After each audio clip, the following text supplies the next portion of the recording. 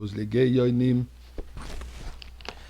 Chers amis, donnons de la tzedaka, particulièrement aujourd'hui, une journée de Pesach Sheni, le deuxième Pesach, une journée semi-fériée. D'ailleurs, on n'a pas dit Tachanoun aujourd'hui dans la prière de Shacharit, on ne le dira pas à Mincha. Aussi, coutume veut que ce jour-ci, on mange la matzah, un petit morceau de matzah, préférablement Messach Shmura, et nous exprimons à Kadosh Baruch Hu. Pesach Sheni qui représente quoi? Pesach, la liberté. Nous, amène-nous la liberté absolue. La Goula avec Mashiach. Mais c'est quoi Pesach Sheni? C'est quoi l'origine? C'est quoi l'idée? Qu'est-ce que ça représente? Eh bien, Pesach, qu'on a fêté il y a un mois exactement, temps biblique, temps du Beth Amikdash, dans le désert, en Égypte, il fallait amener l'agneau pascal, le Korban Pesach, qu'il fallait manger le soir du Seder. Mais là, la Torah nous dit qu'une personne qui est tamée, qui est considérée spirituellement impure par le fait qu'il était en contact avec la mort, touché un cadavre, était dans la même chambre qu'une personne morte, ou d'autres moyens d'être impurs halachiquement, ne peuvent pas manger le Korban Pesach. Alors, ce groupe de juifs, qu'eux étaient impliqués dans le transport de Yosef Hatzadik, puisque Yosef Hatzadik, on se souvient, avait demandé, avant son décès, que quand Am Israël sortira d'Égypte, de ne pas laisser son cadavre, de ne pas le laisser en Égypte enterré, mais de prendre avec lui les cercueils, avec eux les cercueils, pour l'enterrer en Eretz Israël, et comme nous savons que finalement il a été enterré à Shrem. Alors les personnes qui ont transporté, qui s'occupaient, donc la Chevra si on veut, qui s'occupaient de Yosef Hatzadik, ils étaient tamés, ne pouvaient pas participer dans la mitzvah de Korban Pesach. Alors ils se sont présentés devant Moshe Rabbeinu, ils disent, la manigara, pourquoi est-ce que nous on sera perdants?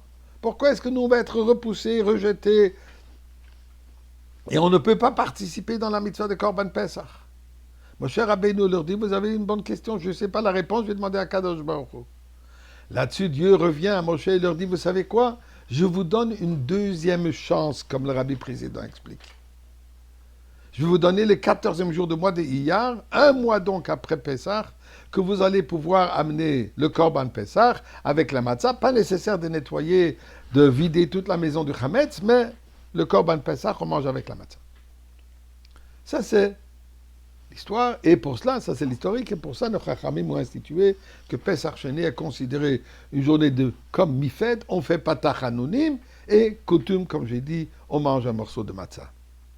Préférablement, matzah shmura.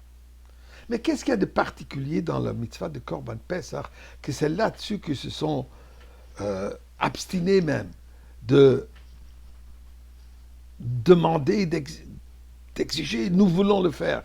Est-ce que quelqu'un qui n'a pas fait Kippour, est-ce que peut demander, je veux faire Kippour plus tard?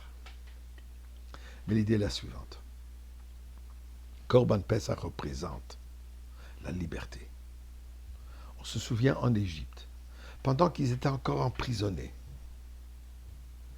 ils étaient encore sous le joug des Égyptiens, ils ne pouvaient pas quitter encore.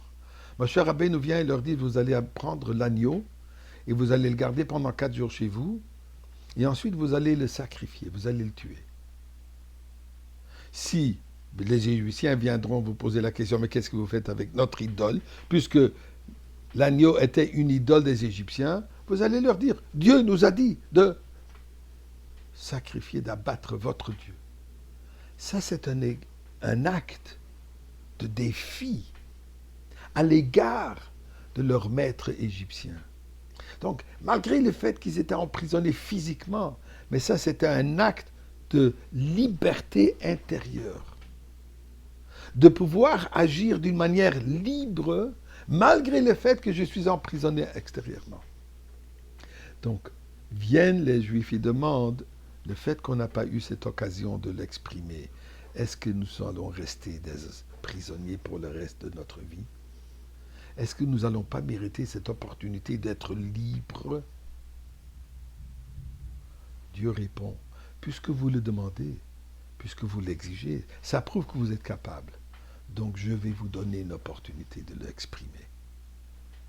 Yudalet Iyar, ce qui nous enseigne que malgré le temps que nous sommes encore en galoute, nous devons vivre d'être personnes libres, de ne pas se laisser influencer par les mœurs extérieures, de ne pas se laisser influencer par les influences de la société et de rester engagés, focus sur notre mission, qui est quoi? Amener la Goula, amener Mashiach, amener cette liberté absolue. Et nous allons se retrouver aujourd'hui tous ensemble au Beth Amikdash.